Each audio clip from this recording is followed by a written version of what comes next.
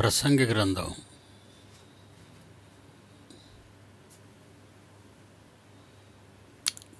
2-3 వచనాలు చదువుకుందాం. సొలొమోను రాసిన ప్రసంగి గ్రంథం 2-3 వచనాలు. వ్యర్థము వ్యర్థమని ప్రసంగి చెప్పుచున్నాడు. ప్రసంగి అంటే సొలొమోను రాజు పేరే. అది కూడా వ్యర్థము వ్యర్థమని ప్రసంగి చెప్పుచున్నాడు. మళ్ళా రెండోసారి వ్యర్థము వ్యర్థము, సమస్తము వ్యర్థమే. ఎక్కడివి వ్యర్థం, ఎవరివి వ్యర్థం, ఏ విషయంలో వ్యర్థం, అవి తర్వాత మాట్లాడాడు ఆయన 3వ వచనంలో. సూర్యుని క్రింద నరులు పడుచుండు పాటు, సూర్యుని క్రింద నరులు పడుచుండు పని అంతటి వలన వానికి కలుగుతున్న లాభమేమి అంటున్నాడు.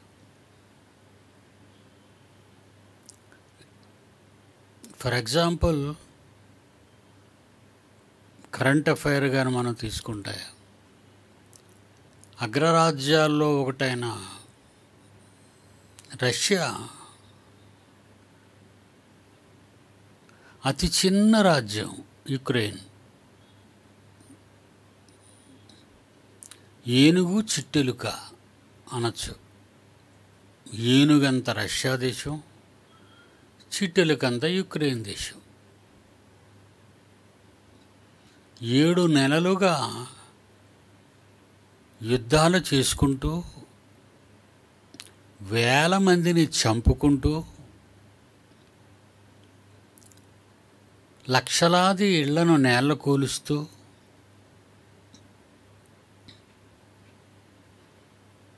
కోట్ల రూపాయల మారణాయుధాలను వ్యర్థం చేస్తూ, శవాలను సరిగా పాతిపెట్టక ప్రజలు, సైనికులు పెంట కుప్పల్లో వారి శవాలను పడవేసి ఇప్పటికీ యుద్ధం చేస్తూ, రష్యా యుద్ధాన్ని తగ్గించుకుంది. అన్నీ అయిపోయి చైనా నుంచి, నార్త్ కొరియా నుంచి మారణాయుధాలు కావాలని ఈరోజు రష్యా అడుక్కుంటుంది యుద్ధం చేయటానికి. యూరప్ దేశాల నుంచి మారణాయుధాలని యుక్రెయిన్ అడుక్కుంటుంది. వాళ్ళు వీళ్ళు పేల్చుకుంటున్నారు, మనుషులు చంపుకుంటున్నారు, ఆకలి చావులు, ఇతర దేశాలకు పారిపోవటాలు. ఇదంతా ఒక భయంకరమైన పరిస్థితి గత 7 నెలలుగా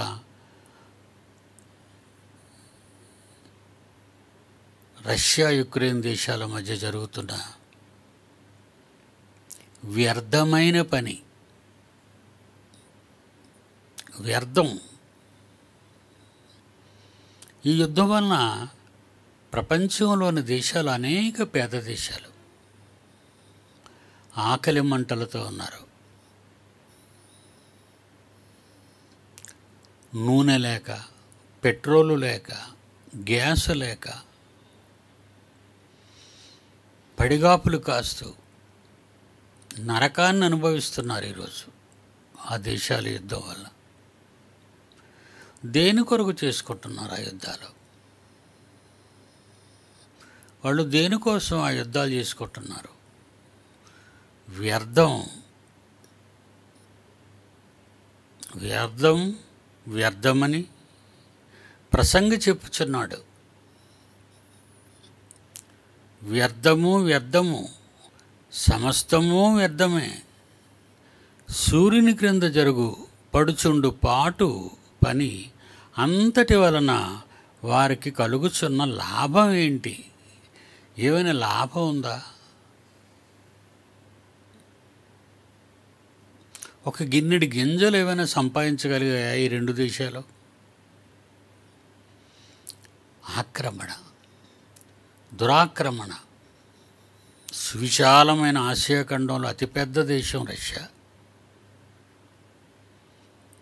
ఆసియా ఖండంలో చైనా, రష్యా సువిశాల దేశాలు. విస్తీర్ణం చాలా పెద్దది. ఇంచుమించు ఆసియా ఖండం అంతా వాళ్ళదే మెజారిటీ. అంత భూభాగం ఉన్న రష్యా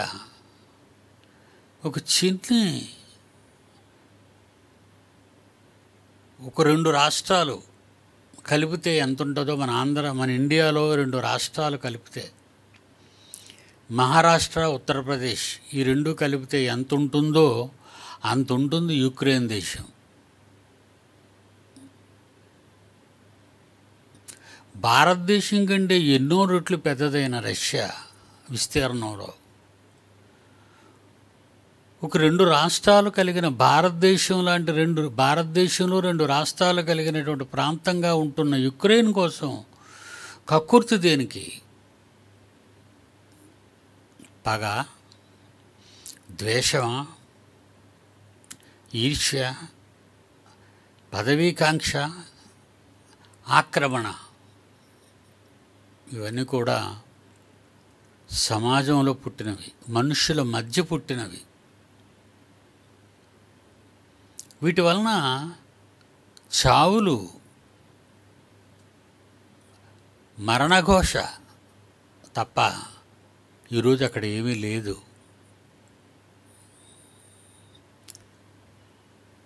ప్రియులారా, ఇది వ్యర్థం కాదా? ఇది వ్యర్థం కాదా? అంతటితో ఊరుకోక చైనా తైవాన్ పైన యుద్ధానికి మళ్ళీ ట్రై చేస్తుంది. అది కూడా అంతే. అదొక సువిశాల దేశం, ఇది ఒక చిన్న దేశం. దీవుల్లో తైవాన్ ఒక చిన్న ద్వీపం. దురాశ, దురాక్రమణ, పదవీకాంక్ష, దోపిడీ. మీలో యుద్ధములు దేనివలన కలుగుచున్నవి అని దేవుడు ప్రశ్నిస్తున్నాడు బైబిల్లో. యాకోబులో మీలో యుద్ధములు దేనివలన కలుగుచున్నవి? యాకోబు పత్రిక 4వ అధ్యాయము మొదటి వచనం. యాకోబు పత్రిక 4వ అధ్యాయము మొదటి వచనం. మీలో యుద్ధములను పోరాటములను దేని నుండి కలుగుచున్నవి? దేని నుండి కలుగుచున్నవి? ఈ యుద్ధాలు, ఈ పోరాటాలు దేని నుండి కలుగుచున్నవి? మీ అవయవములలో పోరాడు. మీ శరీరం అనే ఈ అవయవాలలో, మీ శరీరంలో చాలా అవయవాలు ఉన్నాయి. కళ్ళున్నాయి, వాటికి స్వార్థం ఉంది. చెవులున్నాయి, వాటికి స్వార్థం ఉంది. చేతులున్నాయి, వాటికి స్వార్థం ఉంది. కళ్ళున్నాయి, వాటికి స్వార్థం ఉంది. కడుపు ఉంది, దానికి స్వార్థం ఉంది. కనిపించని శరీర అవయవాలలో ప్రతిదానికి స్వార్థ చింతన ఉంది. ఏదో చూడాలనే కళ్ళు కోరిక, ఏదో వినాలనే చెవులు కోరిక, ఏదో చేయాలని చేతులకున్న కోరిక, ఎక్కడికో పోవాలని కాళ్ళకున్న కోరిక. వ్యర్థం. దేనికి ఈ కోరికలు? ఎవరి కోసం ఈ కోరికలు? మీ శరీరం కోసం. మీలో యుద్ధములు పోరాటములు దేని నుండి కలుగుచున్నవి? మీ అవయవములలో పోరాడు. మీ భోగేచ్ఛల నుండి కదా. మీ భోగేచ్ఛలు. ఏదో తినాలి, ఏదో అనుభవించాలి, ఏదో తాగాలి, ఏదో మత్తెక్కిపోవాలి, ఏదో అనుభవించాలి, అనుభవంలో సంతోషించాలి. ఇవన్నీ వ్యర్థం కదా? ఎంతసేపు నీ ఆనందం?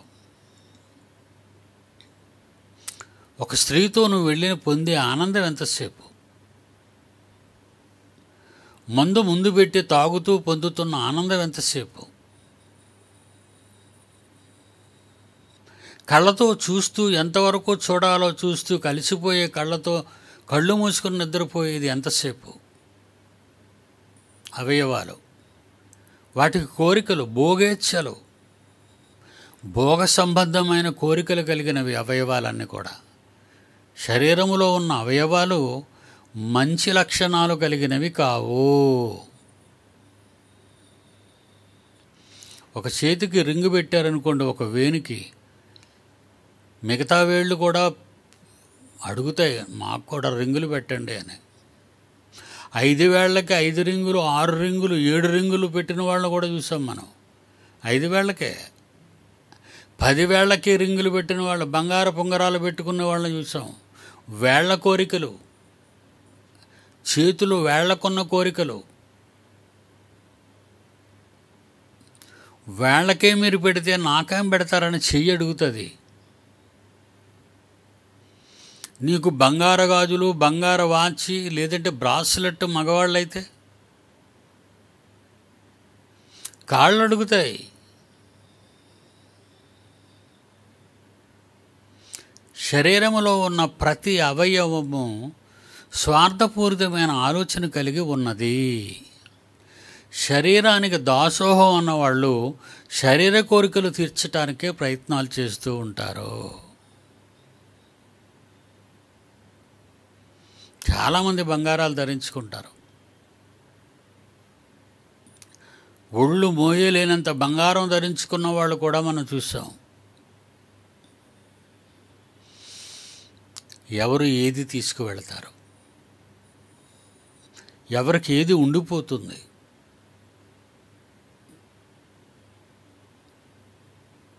కృష్ణరాజు చనిపోయాడు,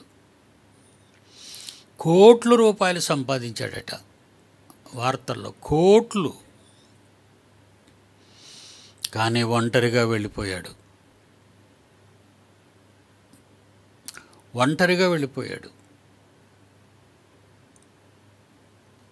బ్రిటన్ దేశపు రాణి ఎలిజబెత్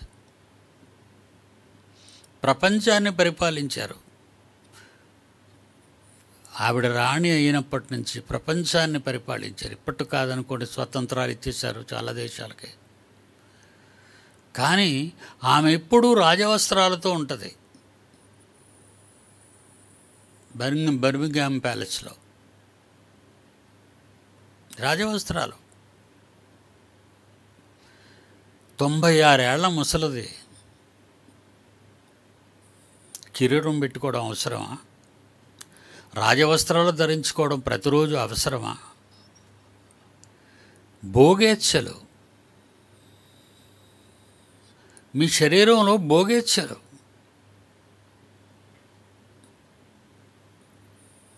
వ్యర్థం వ్యర్థం వ్యర్థం వ్యర్థం సమస్తం వ్యర్థం. చచ్చిపోతే మిగిలేది లేదు, తీసుకుపోయేది లేదు. అది తర్వాత వాళ్ళకు ఉంటుందా? వాళ్ళు వదిలి వెళ్ళిపోతారు. అదిగో ఆయన వదిలేశాడు, తర్వాత ఆయనకు ఇన్ని కోట్లు అంటావా? ఆయన వదిలి వెళతాడు. సంపాదించినవన్నీ వదిలేసి వెళ్ళిపోతే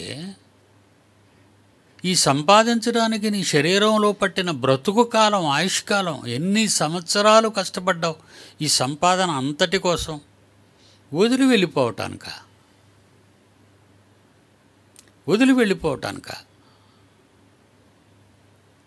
అనుభవించలేక,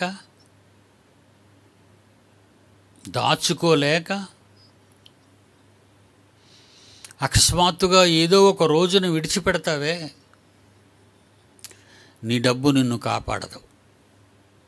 నీ డబ్బు నీకు ఆరోగ్యాన్ని ఇవ్వదు. నీ డబ్బు నీ ప్రాణం పోకుండా ఆపలేదు. నీ సంపాదన అంతా నీ శరీరానికి పనికి రాకుండా పోతుంది. వ్యర్థం, అంతా వ్యర్థం, సమస్తం వ్యర్థం. వ్యర్థమైన వాటి గురించా మనం ఇంతకాలం బ్రతికి లోకంలో జీవించింది? వ్యర్థమైన వాటి గురించి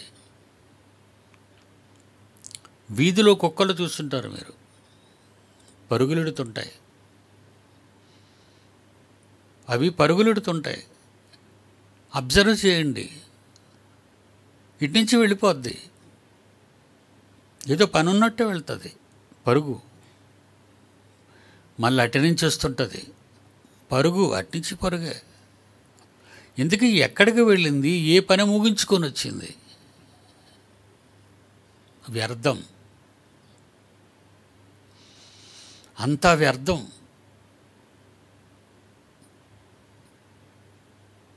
ఒక జంతువు జీవితం ఎలా వ్యర్థమైపోతుందో, భోగేచ్ఛలు కలిగిన మనిషి బ్రతుకు కూడా అలాగే వ్యర్థమైపోతుంది. దేవుడు ప్రశ్నిస్తున్నాడు విశ్వకోటి మానవ జాతిని. సూర్యుని క్రింద నరులు పడుచుండు పాటు అంటే పని అంతటి వలన వారి కలుగుచున్న లాభం ఏమి? లాభం చెప్పండి ఆయన అని అడుగుతున్నాడు ప్రపంచ దేశాలని, ప్రపంచ కోటీశ్వరుల్ని, ప్రపంచ రాజుల్ని. నీకు లాభం ఏంటి వచ్చింది చెప్పు? 60-70 ఏళ్ల జీవితంలో లాభాల కోసం ప్రాకులాడే నీవు చివరి రోజు, చివరి క్షణాన్ని, నీ దేహాన్ని, నీ ఆత్మ విడిచిపెడితే దాని సంగతి ఏంటో ఎప్పుడైనా ఆలోచించావా? 60-70 ఏళ్ళు మాత్రమే భూమి మీద ఉండే ఈ దేహం కోసమే ఇన్ని ఆలోచనలు కలిగిన నువ్వు నీ శరీరంలో నిద్రావస్థలో ఉండి మరణావస్థలో ఉన్న ఆత్మ ఏదో ఒక రోజున శరీరాన్ని విడిచిపెడితే అది నిర్జీవమై శవమై సమాధికి సిద్ధపడుతుంది. సమాధికి సిద్ధపడే శరీరం కోసం ఎంత ఆలోచించావా? ఎన్నేళ్ళు ఆలోచించావా? మరి ఎక్కడికో వెళుతున్న ఆత్మ, అది ఎక్కడికి వెళుతుందో తెలుసా? ఒక ఊరు వెళ్ళాలంటే కొన్ని రోజులు ముందుగా సిద్ధపడతావే. ఒక దేశం వెళ్ళాలంటే కొన్ని నెలలుగా సిద్ధపడతావే. కన్ను ముయ్యగానే ఆత్మ శరీరాన్ని విడిచిపెడితే అది ఎక్కడికి వెళుతుందో, ఏమవుతుందో అని ఏ రోజైనా బ్రతుకున్న నీ ఆయుష్కాలంలో ఆలోచించగలిగావా? లేదా వ్యర్థం వ్యర్థం అనే ఈ మానవ సమాజంలో ఈ శరీర దుష్ట కోరికలను తీర్చుకోవటానికి ప్రాకులాడుతున్నావా? ఏమండి, ఒక విషయం చెప్తాను. ఈ శరీరం ఈ నేలమంటితోనే వచ్చిందండి. ఈ నేలమంటే మీరు నడుస్తున్న నేల, ఆ మంటితోనే చేశారండి దేవుడు. నేలలో నుంచి వచ్చిన ఈ మట్టి శరీరం మట్టిలో నుంచి వచ్చిన వాటి కోసమే ప్రాకులాడుతుంది. మర్చిపోకండి, చాలాసార్లు చెప్తాను ఇది. మట్టిలో నుండి వచ్చే వాటి కోసమే ప్రాకులాడుతుంది. వెండి, బంగారం, వజ్రాలు, వైడూర్యాలు, రత్నరాసులు.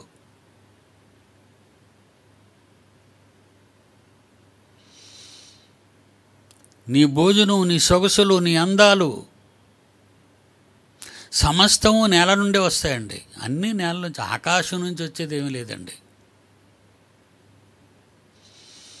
ఆకాశ మహాకాశాల నుంచి వచ్చేది ఏది లేదండి. కానీ నీలో ఉన్నది మాత్రం ఆకాశ మహాకాశాలు దాటి వెళ్ళిపోతుందండి. ఆత్మ నీలో ఉన్నది ఆకాశ మహాకాశాలు దాటుతుంది. దానిని లోన పెట్టుకున్నది మట్టి శరీరం ఎక్కడికి వెళ్ళదండి, అదే మట్టిలోకి వెళ్ళిపోతుంది సమాధి చేయడానికి. అంటే ఈ 60-70 ఏళ్ళు ఈ మట్టి శరీరానికి ఆయుష్కాలం ఉంది అంటే మట్టిలో నుండి వచ్చిన వాటి కోసం ప్రాకులాడుతూ నీ బ్రతుకు కాలం అంతా పాడు చేసుకోవటం వ్యర్థం కాదా? అంతా వ్యర్థం కాదా అంతా వ్యర్థం.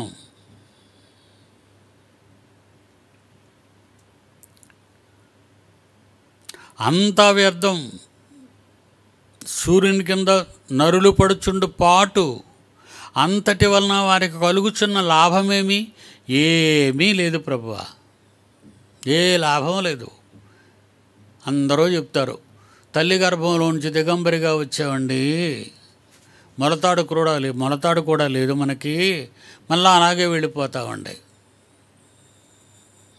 తల్లి గర్భంలో నుండి మొలతాడు లేకుండా నువ్వు భూమి మీదకి వచ్చినా వెళ్ళేటప్పుడు మొలక కట్టిన మొలతాడు ఉండదు, శరీరం ఉండదు, మట్టి అండి అది. అది ఎక్కడికి వెళ్ళదు, వచ్చింది తప్ప ఎక్కడికి వెళ్ళదు, మట్టిలో ఉండిపోతుంది. అది మట్టి నుండి వచ్చింది మట్టికి చేరిపోతుంది.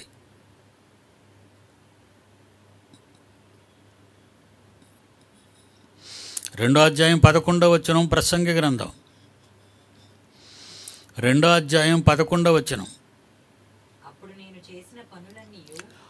అప్పుడు నేను చేసిన పనులన్నీయు వాటి కొరకై నేను పడిన ప్రయాసమంతయు నేను నిదానించి వివేచింపగా అవన్నీ వ్యర్థమై. ఒకడు గాలికి ప్రయాసపడినట్టు అగుపడెను.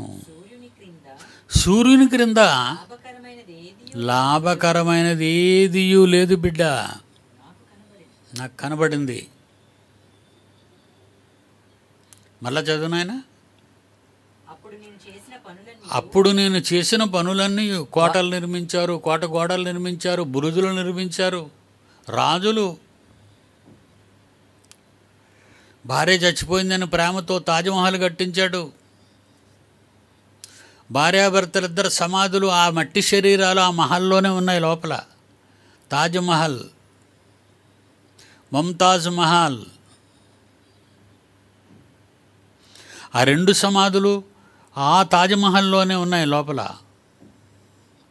ఏమనుభవించాడు? 40 ఏళ్ల పరిశ్రమ, 40,000 మంది కార్మికుల పరిశ్రమ. మళ్ళా ఇలాంటి నిర్మాణం జరగకూడదని పనిచేసిన వారందరికీ చేతులు తీయించిన కర్కశత్వం షాజహాన్ది.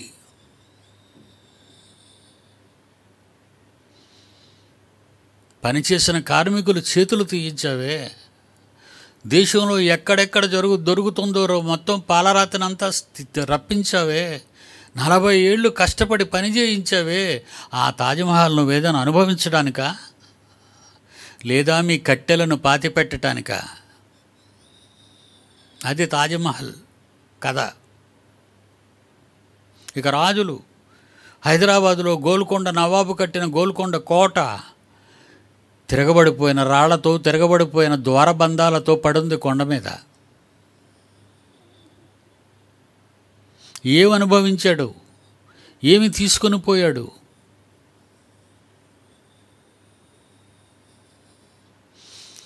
షాజహాన్ కూర్చున్న నెమలి సింహాసనం మీద కోహినూరు వజ్రం.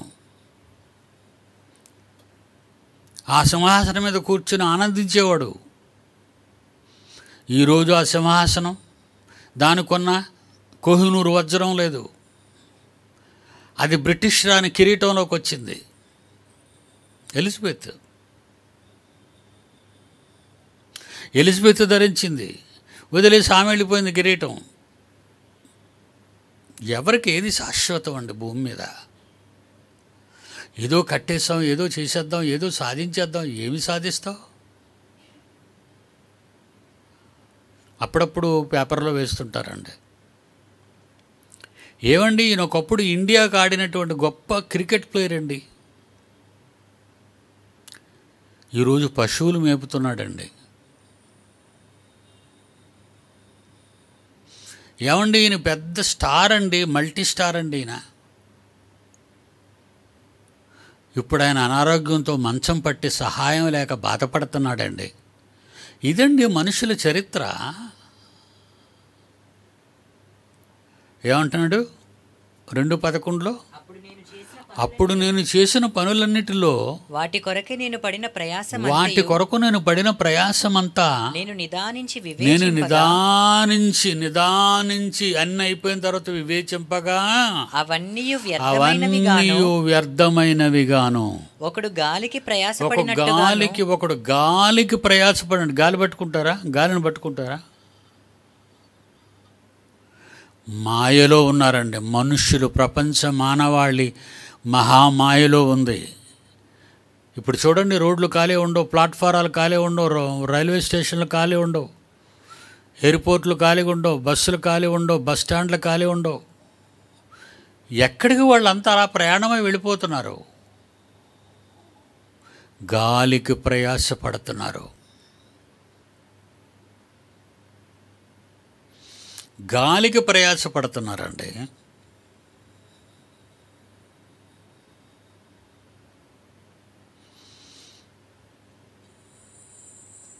డెబ్భై 72 ఏళ్ళు వచ్చిన తర్వాత వచ్చాయండి ఇప్పుడు నాకు. నా జీవితంలో అసలు బయటికి వెళ్ళబుద్ధి కాదండి. నా గదిలో నేను ఒక్కడనే నా సోఫాలో కూర్చుంటాను.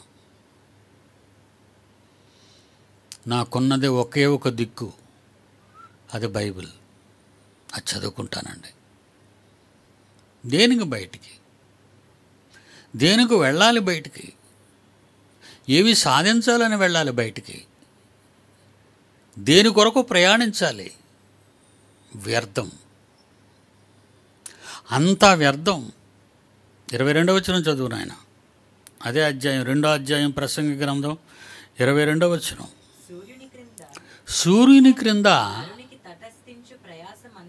నరునికి తటస్థించు ప్రయాసమంతటి చేతను వాడు తలపెట్టు కార్యము అన్నిటి చేతను వానికి ఏమి దొరుకుచున్నది? అడుగుతున్నాడండి దేవుడు, మిమ్మల్ని అడుగుతున్నాడు ఈవేళ. మీరు ఆలోచిస్తారు కదా, ఎప్పుడు ఆలోచిస్తుంటాం. ఏంటి బ్రదర్ ఆలోచిస్తున్నట్టు? ఏం లేదంటాం. ఏదో ఆలోచిస్తున్నా అతనితో చెప్పకూడదు. ఎప్పుడూ ఆలోచన. ఏమంటే మైండ్ ఎప్పుడైనా ఖాళీగా ఉంటుందా? రాత్రి అయితే కలలుగంటది. రాత్రి అయితే కలలుగంటదండి.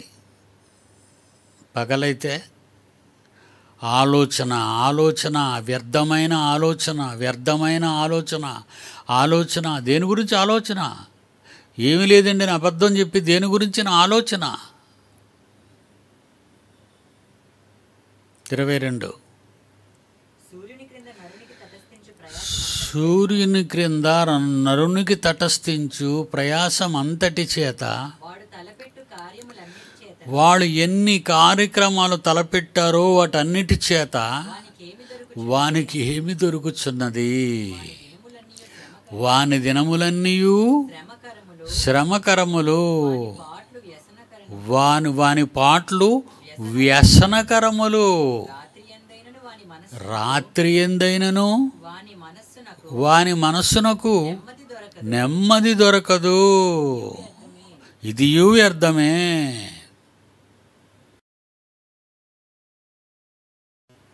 రాత్రి కదండి, మరి ఖాళీగా ఉంటాం కనుక అన్ని సమస్యలండి. అప్పుడు ఆలోచిస్తాం సమస్యలన్నీ. పెద్ద కూతురు పెళ్ళి అయిపోయింది కానీ ఆమె జీవితం బాగోలేదు. చిన్న కూతురికి పెళ్ళి కావాల్సి ఉందండి, మరి వయసు ఒకటి అయిపోతుందండి. పిల్లలండి చదువుతున్నారు, వాళ్ళకి అన్నీ నేను సమకూర్చలేకపోతున్నానండి.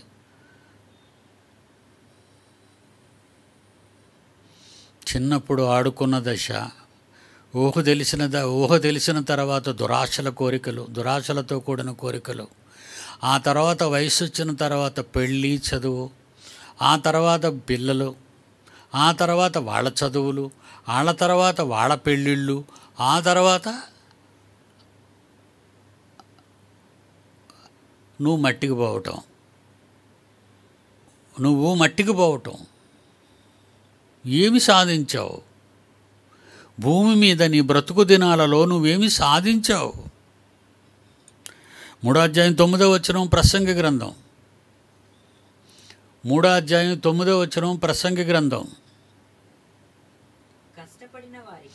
కష్టపడిన వారికి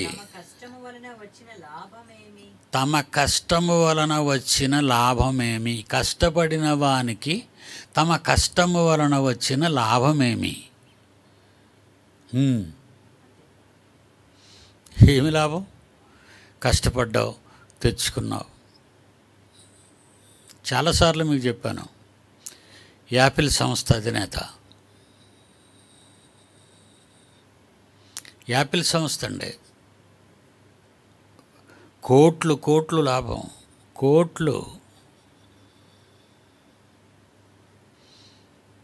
యాపిల్ ల్యాప్టాప్లు, యాపిల్ సెల్స్, యాపిల్ వాచెస్, అబ్బాబ్బాబ్బా, ఎలక్ట్రానిక్ గూడ్స్. యాపిల్ అంటే వరల్డ్ ఫేమస్ నెంబర్ 1. వైరస్ పట్టింది, అదే వైరస్ పట్టదు దానికి. అలాంటి వాడికి, వాడి శరీరానికి ప్రపంచంలో మందులు లేని రోగం వచ్చింది. ఎన్ని కోట్లైనా మందుకి ఇవ్వగలడు. ఏమండి, అప్పుడప్పుడు పేపర్లో పడతాయి, ఈ పాపకు 16 కోట్లండి ఈ చిన్నారిని బ్రతికించడానికి అని వాళ్ళు ఫోటోలు వేస్తుంటారు. ఈ చిన్నారి బ్రతకడానికి 16 కోట్లు కావాలండి అని వేస్తుంటారు. రోగాలు, కోట్ల రూపాయలలో రోగాలు ఉన్నాయి.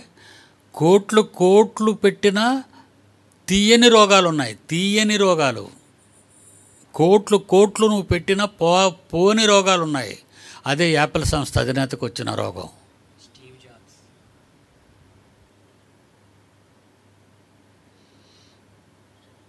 చచ్చిపోయాడండి, తెలుసు కదా మీకు. ఎందుకు ఇన్ని కోట్లు సంపాదించాను? చదువు నాయన.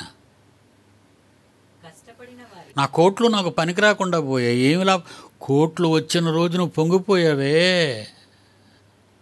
పబ్బా, ప్రపంచవ్యాప్తంగా యాపిల్ సంస్థ ఇంత పైరు ప్రఖ్యాతులతో కోటాను కోట్ల రూపాయలు నా మీద కుమ్మరిస్తుందే అని పొంగిపోయిన ఈ మానవ దేహం, మట్టిలోకి పోయే క్షణముండు ఈ దేహం. ఆ రోజు పొంగిపోయావు. ఈరోజు ఇన్ని కోట్లు సంపాదించిన నా ప్రాణాన్ని నిలబెట్టలేకపోయాయి.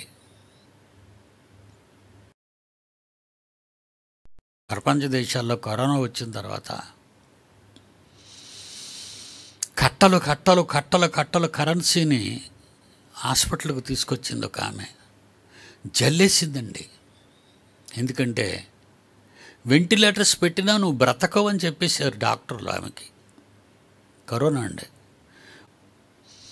ఈరోజు డబ్బు అంటే ప్రాణం. నీ ప్రాణం కాదు, నీ ప్రాణం అంటే పెద్ద విలువ లేదు. డబ్బు అంటే ప్రాణం. నీ ప్రాణం పక్కన డబ్బు ఉంటేనే నీ ప్రాణం. నీ ప్రాణం పక్కన డబ్బు అనే ప్రాణం కూడా ఉండాలి. అందుకే గుండు పక్కన జోబీ పెడతాడు. మీకు చూడండి, మీ జోబీ ఎక్కడుందో చెప్పండి. కుడి పక్కన పెడతాడు, ఎడం పక్కన పెడతాడు. మగాళ్ళకి జోబీ ఎడం పక్క.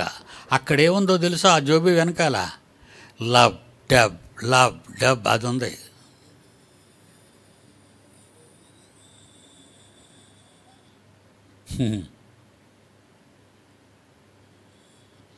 ఎవడనూ దేవునికి నీ సిరికి నీ దాసుడుగా ఉండనేరడు. యేసు మాటలు.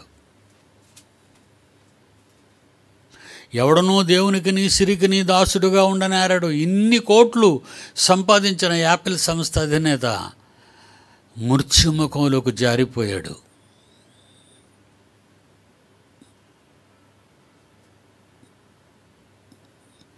ఐదో అధ్యాయం 16వ వచనం చివరిగా ప్రసంగి 5వ అధ్యాయం 16వ వచనం చివరిగా, అతడు వచ్చిన ప్రకారముగానే మరలా పోవునంటే ఇంటికాడి నుంచి వచ్చాడు, ఇంటికి వెళ్ళిపోయాడని కాదండి. పై వచనంలో ఒకసారి చూడండి. వాడు ఏ ప్రకారముగా తల్లి గర్భములో నుండి వచ్చెనో ఆ ప్రకారముగానే తాను వచ్చినట్లు దిగంబరిగా మళ్ళా తల్లి గర్భంలోకి వెళ్ళడు. ఎందుకంటే వచ్చేసాడు కదా అక్కడి నుంచి. మరొక చోటుకి వెళ్ళిపోతున్నాడు. ఆ చోటు భయంకరమైన చోటు. 60-70 ఏళ్లలో ఏ రోజు ఆ చోటును గురించి ఆలోచించని వాడవు నీవు. మృత్యువు తర్వాత నేను చేరే చోటేంటి, నేను వెళ్ళే త్రోవేంటి?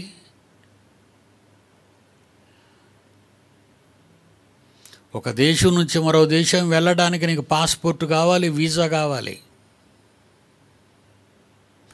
ఆ దేశంలో ఉన్నవారు వీసా పంపాలి, ఈ దేశంలో ఉన్న ఈ ఇండియన్ గవర్నమెంట్ నీకు పాస్పోర్ట్ ఇవ్వాలి. వెళ్ళడానికి వీళ్ళ అనుమతి ఇవ్వాలి, రావడానికి వాళ్ళ అనుమతి ఇవ్వాలి. వెళ్ళడానికి ఇచ్చేది పాస్పోర్టు, రావడానికి ఇచ్చేది వీసా. ఈ రెండుంటూనే కానీ ఈ దేశం నుంచి భూమి మీద పక్కనున్న బంగ్లాదేశ్ వెళ్ళలేమే. ఈ రెండుంటూనే కానీ పక్కనున్న నేపాల్కి వెళ్ళలేమే.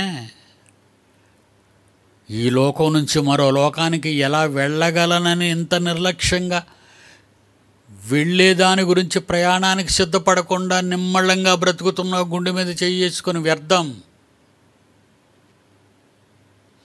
వ్యర్థంగా బ్రతుకుతున్నావు.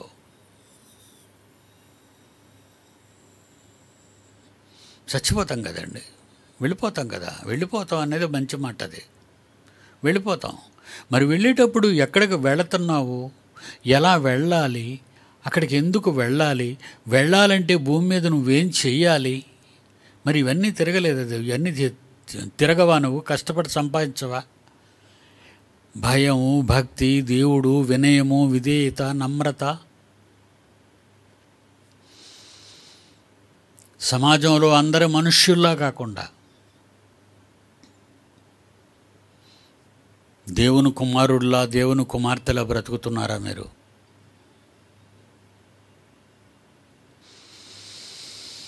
వ్యర్థము వ్యర్థమని ప్రసంగి చెప్పుచున్నాడు. వ్యర్థము వ్యర్థము, సమస్తము వ్యర్థమే. సూర్యుని క్రింద నరులు పడుచుండు పాటు అంతటి వలన వారికి కలుగుచున్న లాభమేమి? ఏమీ లేదు తండ్రి. లాభం కాదు, నష్టం. శాశ్వత కాలం నిత్యాగ్ని దండను అనుభవించటానికి వెళ్ళిపోతాం. ఇక్కడ చేసే నేరాలకు భూమి మీద కొంతకాలమే శిక్ష. దేవునికి భిన్నంగా ఇక్కడ చేసే మన పాపాలకు అనంతమైన శిక్ష. ఆరని అగ్ని, చావని మన ఆత్మ. నేషనల్ యాంథమ్ పాడదాం, యూనివర్సల్ యాంథమ్.